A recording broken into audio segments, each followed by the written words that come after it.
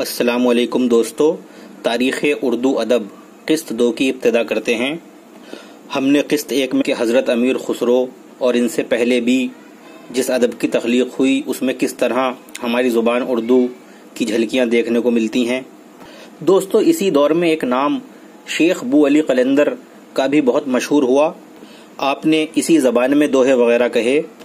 ان کے بعد شیخ شرف الدین یحییٰ منیری کا نام بھی قابل ذکر ہے۔ بہت سے محرخوں نے ان کا یہ فقرہ دیس بھلا پر دور اپنی تحریر میں لکھا ہے، تو صاف ظاہر ہے کہ یہ فقرہ دیس بھلا پر دور ہماری اسی زبان اردو کا ہے۔ ان کے فال نامے اور دوہرے وغیرہ بہت اہمیت رکھتے ہیں۔ ان کے بعد شیخ عبد القدوس گنگوہی بھی اپنے زمانے میں ایک مشہور شاعر تھے۔ ان بزرگوں نے جو ادب تخلیق کیا اس میں بہت حد تک اردو کی جھلک دیکھنے کو ملتی ہے۔ اسی لیے ہم اس بحث کو تاریخ اردو زبان میں نہ لا کر تاریخ اردو ادب میں لے کر آئے ہیں۔ حالانکہ ان میں سے بہت سے اشعار کی نسبت ان بزرگوں کی طرف پختہ دلائل سے ثابت نہیں ہوتی، لیکن ان اشعار کا ان بزرگوں کا نہ ہونے کی بھی کوئی معقول وجہ دکھائی نہیں دیتی۔ اس لیے ان اشعار کو انہی بزرگوں کا سمجھنا چاہیے کہ اسی بات کے امکان قوی تر ہیں۔ ان سبھی بزرگوں کے کلام کو سن کر یا پڑھ کر محسوس ہوتا ہے کہ اردو میں ادب کی شروعات زمانہ قدیم میں ہی ہو چکی تھی، لیکن باقاعدہ شروعات وہ نہیں تھی۔ اس لیے باقاعدہ ادب کی شروعات ایک الگ مضمون ہے جو ہم اسی سیریز کے تحت آگے قسط وار بتاتے جائیں گے۔ بہرحال اس نئی زبان میں اس طرح سے ادب تخلیق ہونا شروع ہوا، اور پھر وہ وقت آیا کہ جب فوج اور سپاہ نے دکن کی طرف پیش قدمی کی تو یہ زبان ان کے ساتھ دکن پہنچ گئی، اور دکن میں اس زبان کو ادب کے تعلق سے خوب فروغ ملا۔ یہاں تک کہ بہت سے محققوں نے یہ اندازہ لگایا کہ گویا اس زبان کی ابتدا ہی دکن سے ہوئی ہے، جبکہ حقیقت یہ ہے کہ ابتدا تو دہلی اور مغربی اتر پردیش کے علاقوں میں پہلے ہی ہو گئی تھی۔ البتہ دکن میں اس نئی نویلی زبان کو اور اس کے ادب کو ارتقاء کے مواقع میسر ہوئے۔ تو دوستو، ہم چاہیں گے کہ آگے بڑھنے سے پہلے دکن کے ابتدائی شعراء پر بات چیت کرتے چلیں۔ دراصل یہ بات جگ ظاہر ہے کہ دکن میں اردو ادب کو بہت قابل قدر ترقی ملی۔ دکن کی زبان و تہذیب کو پہلے ہی علاؤالدین کے حملے نے متاثر کر دیا تھا۔ حالانکہ دکن میں علاؤالدین خود حکمران نہ بن کے اپنی ماتحتی میں کچھ ترک سرداروں کو حکمران بنا گیا تھا۔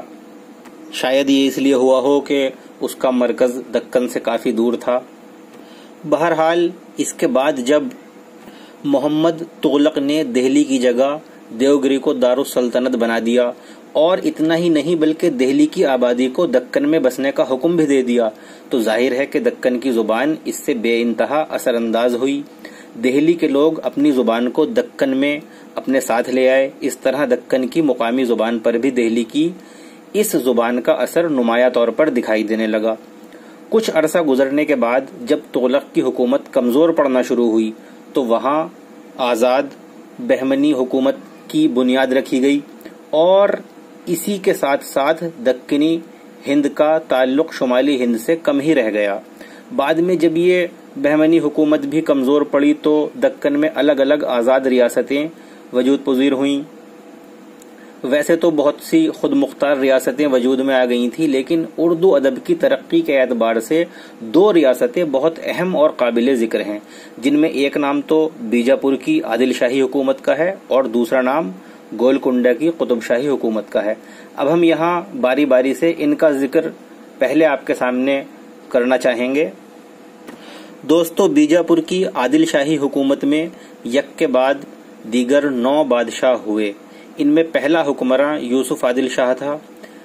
اس حکومت کی 2 صدیوں میں پہلی صدی میں تو اردو ادب کے تعلق میں کوئی بڑا کام نہ ہو پایا۔ بہت سے اسباب یہاں زبان کی ترقی میں رکاوٹ بنے رہے، لیکن عادل شاہی حکومت کی دوسری صدی میں اردو زبان و ادب کو جو ترقی نصیب ہوئی وہ بہت اہمیت کی حامل ہے۔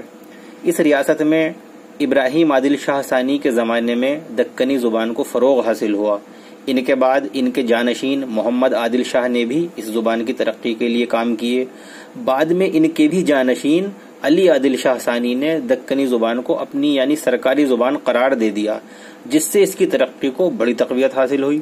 اس طرح یہ زبان دربار کی زبان کی شکل میں اپنا تعارف کرانے لگی۔ بہرحال اس کے بعد شاعری کی الگ الگ اصناف پر بھی توجہ دی گئی، غزل اور قصیدے خوب کہے گئے، مثنویاں خوب کہی گئیں۔ اس طرح یہاں آہستہ آہستہ معیاری شاعری وجود میں آنے لگی۔ چنانچہ اس دور میں بہت سے شعراء کرام ہوئے جنہوں نے اپنے کلام کے جوہر اور قلم کی جولانیاں دکھائیں۔ ان شعراء کرام میں سے ہم کچھ خاص شعراء کا ذکر کرتے ہیں۔ اس میں ایک تو اشرف بیابانی قابل ذکر ہیں۔ ان کا نام تو شاہ اشرف تھا، لیکن جنگل و بیابان میں رہنے سہنے کے سبب انہیں اشرف بیابانی کے نام سے جانا جانے لگا تھا۔ ان کا آبائی وطن سندھ تھا۔ ان کی ایک مثنوی نوسرہار بہت مشہور و معروف ہوئی، جس میں انہوں نے واقعات کربلا کو قلم بند کیا ہے اور حضرت امام حسین علیہ السلام اور ان کے ساتھیوں کی شہادت کو بڑے پر اثر انداز اور بڑے پردرد لہجے میں بیان کیا ہے۔ اس مثنوی کے علاوہ ان کی دو منظوم تصانیف، ایک تو غالباً لازم المبتدی کے نام سے ہے اور ایک واحد باری کے نام سے ہے۔ ان کے بارے میں کہا جاتا ہے کہ یہ فقہی مسائل پر ہیں، یہ بھی قابل ذکر ہیں۔ اور ان کے علاوہ بھی ایک تصنیف اور بھی ملتی ہے جس کا نام قصہ آخر الزماں ہے۔ تو یہ اشرف بیابانی تھے۔ اب ان کے بعد کا ہم اگلی قسم میں بیان کریں گے۔ دوستو یہاں بھی ہم یہ بتاتے چلیں کہ ہم یہ جو کچھ آپ کے سامنے بیان کر رہے ہیں اس کا تعلق اردو ادب کی باقاعدہ شروعات سے نہیں ہے، لیکن اردو ادب کی باقاعدہ ابتدا کو سمجھنے کے لیے اس سب کو سمجھنا بہت ضروری ہے۔ اس کے بعد ہی ہم اردو ادب کے باقاعدہ آغاز کو ٹھیک سے جان پائیں گے۔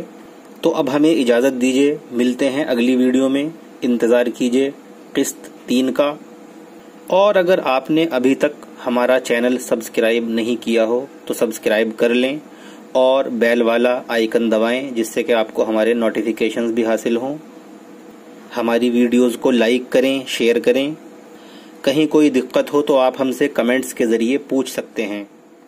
اللہ حافظ، السلام۔